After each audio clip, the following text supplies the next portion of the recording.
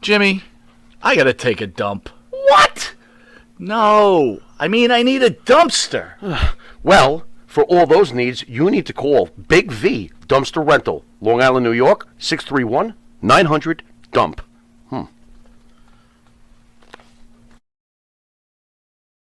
Wrestling, you said something kind of shocking to me when you first got here. Fuck wrestling. Please explain.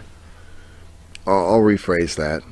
Man, you just threw him under the fucking bus. I want to know. It was so. Man, that was rough. This That show one I is would've about gone. honesty, and this guy's as honest as they All right, come. good enough. So I So figured when- I'd ask you. When you ask me, what do I think about wrestling? What do you mean? The state it's in right now? Yeah, like why you seem to be like wrestling is almost like a downer at this point, if that's fair. I mean, like, what's your take on wrestling? Yeah, I got to be careful with my words. No, fair enough. I'm And my bad if I cornered him. No, it's no, on no, me. no, not at all. Okay. I have nothing but gratitude for what I have in my life because of pro wrestling. Sure. I'm angry, just like anything else in the world. I'm angry at the way the people who have had the opportunity to control it have let it go. Okay. I don't blame the talent. I don't blame anything. I have no. Who am I to blame anybody? You know what I mean? Okay. I think it's being. But again, it's my opinion, right? I think it's being misused. I think it could be so much more. Is that the McMahons? Is it Tony Khan? I mean, what is it that who are the individuals that you speak of? I mean, I would assume it's the owners of the companies and the TV. I mean, it's become a business. okay, but wasn't it always? It's become a business that it doesn't belong to the people anymore. It's all about TV commercials, sponsorships, and selling. And everybody's like, for example, everybody talks about the enormous success of the AEW. Mm-hmm. Look, enormous. I don't think enormous is the right I think word, that's sir. just it's really With all due outstretching. respect. if you look at it from this point of view, think about what I'm going to tell you. It's part of a package to fill up a cable thing to sell football games. It's cheap commercial. There you go, brother. That is the Bingo! filler for football and basketball Nailed it. games and hockey games. It's not, Yes, sir. and it's unfortunate because these young men and women and wrestling fans who need this for their outlet are convinced that they're really cared about, and they're not. Over it. They are Yeah. they are being prostituted out because it's cheap entertainment. They'd rather put on a wrestling show because it's half the price of paying Coca-Cola to fill up that space. Interesting. So I'm disappointed that things have come to that because I believe I gave my life. I'm crippled. I have Alzheimer's because Right. of this. Right. And that's what you did Right. with the doors I opened. This is what happens. It hurts a little bit. Right. Being a veteran of the true wars, WWF, WCW, you were part of the real war. What's your take when you hear about how this is a war? AEW versus Vince McMahon. How does that make you feel, considering you were part of the real war? I don't know if I was part of a real war, but I was in a different generation. I truly believe that it's very unfortunate that there aren't any veterans around to guide these young men and women to keep their feet on the ground. You're not superstars. You have nothing of value that's really being impactful in a positive way because you could. You're playing an action hero. Right. Be a fucking hero. Be a leader. Don't go on Instagram and show your material gains. You ain't shit. Because you're only going to be there for 2 years, and then when you get fired and you get your house repoed and With due divorced. respect to these Twitter people, wars though, wait, suck. hold on. Twitter The wars game suck. has That's changed, not right? wrestling. When we were watching and when you were part of this industry, social media wasn't part of it. It's necessary now in order to build your character. But why? Twitter wars Because is bullshit. Twitter, It's bullshit. Instagram. I'm not not gonna feel consider heat Facebook on that shit, bro. Because you don't, because you're 54. No, I you just don't, think it's because you're lame. 50 something. You don't, because I just don't. think Oh it's no, okay. I'm all. If without social media, I wouldn't have a career. Interesting. There you go. But I still think it's lame. So if you were a wrestler nowadays, your war would have been on Twitter. If I was a wrestler nowadays, and I know what I know now, I would be one of the most wealthiest persons in the planet. Damn straight. And I would hate every minute of it. You know what? It That's would a make great comment. it would make me the worst person ever because I would be part of the shit that I hate, There you go. Right. and I would fall victim to But it. isn't this what we all have to do? I did it. Yeah. I got to kiss ass to my boss every day who I could fucking like. Would you wipe my- All right, there you Jim, go. you do I the just right thing. think that Shut up. I just think You're it's the welcome. case of the 1963 Beatles saying they invented rock and roll. Well, didn't you steal it from Chuck. the guys before you? Yeah, Chuck. No. And then the guys in the 70s saying the Beatles were old and boring, Right, and then the they guys stole- in the 90s saying the guys in the 70s Yeah. couldn't play. Yeah. It's like, look, accept evolution and support the next generation, or you'll truly have wasted your time. Damn, dude, you are one smart guy. Dude. Yeah, right? I gotta give you a lot. What of do we credit. do with this? Holy He's very shit. intelligent. All right, Jeez. look, I gotta get into this.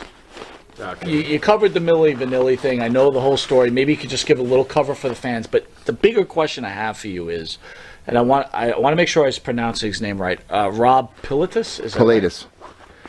Did you see him going down this road and killing himself? Again, rumored as an accidental murder. I mean, you knew these Hence, guys. suicide. I don't know which one. But did you see this happening? Yeah, sure. I mean, I was 17, 18 years old when it happened, and they were in their late 20s. So, Why do I not blame them for going along with what Look. they were asked to do? What's wrong with me? That I They- actually understood what they were up against and the fact that they did it. Okay, fine. I don't condemn them. I mean, that had to be rough. I mean, you actually knew them, so. forgive me, Hija. I'm doing a live interview right now. I can't Is that answer your you. daughter? I love you very much, sweetie. Okay, I gotta finish this though. Is that your daughter? Yeah. That is classic. Before you get into the Milli Vanilli thing, tell me about your daughter. My daughter is doesn't understand that I'm focused, so she comes to me with her problems right now, Sure. and this is the only time she talks to me. When you were on air with Well, yeah, Vampiro, like it's like that's- please don't do this when I have to focus on work, That's fine. That's fine. and She wants your attention, she gets it. and she got it. That's But awesome. so when I say I can't, That works. yeah, but But my question to you is, what does your daughter mean to you? my daughter. Well, let me get to Rob Pilatus first. All right. Okay. So yes, I saw it coming because I grew up. My mom was a single mom, and she was working in the mental health industry my whole life. So I was around that since day one, and then I was a street kid myself, and I was doing all these other things. So it's not very hard to read those books if you understand the language. And when I saw what was going on, and I knew why it was going on, it was, if you're an asteroid, and there's a planet in front of you. If it's a mile away or fucking 300 million light years away, you're going to hit that motherfucker. There is no way around it. And you know that. I've tried to change. I've done every fucking thing. Blowing up part of my... I've done it. And God comes to you and says, motherfucker, you're hitting that brick wall. Right. There's no way out. Ouch. They knew they were hitting that brick wall. But did you look? Obviously, you were somewhat close to them, right? Did you? I lived with try to them. influence them and be like, Yeah, "Yo, I put them in you are rehab." going the wrong way. Let me help you." How Yeah. long were you with them, please? I was with them from day one. Okay. I was there the this whole was, ride. Several years. Yeah, like two. They only it was a 2.5 year Right. run. It was a meteor in the sky. So but it was a yeah, couple we of years. tried. I got them rehab. I did everything. But I was an 17, 18-year-old kid. So What was your take, knowing that they didn't actually do the recordings? How early on did you know it was From day one. So you knew. Of course. How did it? What was your thoughts on it? I understood But them. I understood why they did it. But what was they it? could sing. They weren't They really bad could. singers, That's right? the other thing that people don't know. That Oh, they no, actually. I guess I'm wrong. No, they couldn't. No, they couldn't Not sing. at all. They couldn't speak Is English. this Pete Best? Is that what you're saying? They, You're out. when I got there and I saw Fab speaking French and Rob speaking German, and they were arguing because they couldn't understand the words in the song. Wow, dude, they were so processed. That's fucked up. No, it wasn't like that. They were two feels breakdancers processed. Okay. in a club in France, and the producer of the record was a famous disco producer. Okay. Boney M. That was Boney M. He was behind all yeah. of this, the idea of it and applying it. And he took Terence Trent D'Arby Okay. to be Milli Vanilli, braids, suit, Right. and he was like, I'm a soul singer and I want to be a solo act. Okay. So what Frank did, Frank Farian, he went to the discotheque and he found 2 guys who would fit the role to make a video. The video went #1. Oh, So all over the place. those guys took the little bit of money that they had. They went to Los Angeles and they got a talent agency, and the agency got them booked on the MTV tour. Nice. That's how it happened from day one. Right. Right. So there wasn't even a time to come up with a plan. They just fucking ran away. It just happened. Just took off. And they went bananas from day one. So there was no other scam scheme that was marketed. No.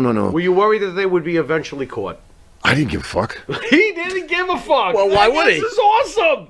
Wow. I was 18 years old. I give a fuck. So were you there when the news broke and they had been exposed? Were you there with them? What was their reactions? Because we'll never know otherwise. You were right there with them. I was at the Grammys, and we were at the side of the stage, and it was coming to an end because it was already out, and a couple times in concerts the tape machine broke, all kind of fucked up stuff. So it was just a matter of time, and the producer caught them, and after a year of chasing them, it was coming to a head. Any key arguments that you might have seen, or the meltdown? Yeah. The meltdown must have been unbelievable. No, it wasn't like that. They had drug dealers that wanted to kill them, and it was fucked up. It was like it was like that. It wasn't no sad story. It was like either you're gonna die, you're dying. You're gonna die one way, you're gonna die the other. So when it happened, when it went down, along with the fraud, and then their lives are threatened because the fraud got exposed. Wow! No. Way. They got. No wonder this guy killed himself. No. They had serious drug issues. Whoa. Okay. And there were certain people looking for them. Okay. It was a different thing. There was millions of dollars. So there involved. wasn't just the fact that they had been exposed. Fuck no, it had nothing to do with it. They didn't give a shit. Look, they went on stage that night at the Grammys. They were so coked out that they switched fucking roles. Oh shit! That's crazy. They didn't even know. You do the leg drop and I'll do the arm bar. Something like that, and that's what happened. Wow. And so it just kind of went down from there. And then Rob, you can't go from being born into prostitution, living in an orphanage, to going to be a god. Right. Then you're on Michael Jackson's for a couple of years level of popularity. And then within 5 minutes, you're below the orphanage. Yeah. Wow. Are you surprised he lost his mind? Are you surprised the other one didn't take himself out? Yeah, he's a weird dude. He's a weird dude. Dude, you've lived a life. Man, oh man. You have lived a life. Man, oh man. Holy shit. I'm about to live life. Wow. I've learned how to become ready to live life. Can we segue into some more music? You obviously had a relationship with the Misfits, who are basically the pioneers of horror punk, if you will, especially during the 80s. Any thoughts on the interaction with, Macho Man Randy Savage, who eventually lost his girlfriend to Jerry from the Misfits? From Doyle. What kind of question is this? This makes me feel uncomfortable. What do you feel uncomfortable about? This dude's right in the middle of it, right? What did you He's think got about Jerry this? Doyle, You got Jerry Jerry only. He's friends with Macho Man. He's friends with the legends from the Misfits. These guys are legends, obviously, from their own genre of music. What was it? What was that like during the Macho Man situation with Gorgeous George? Look, man. Oh my God. And Gorgeous George, just for the record, oh my God, she is gorgeous. That name is not mine. But that's okay. Not anymore. She ain't. Look, you can. Okay, next. You can put any scenario you want at any time period in the human race. Yeah. When you fall in love, you fall in love. Oof.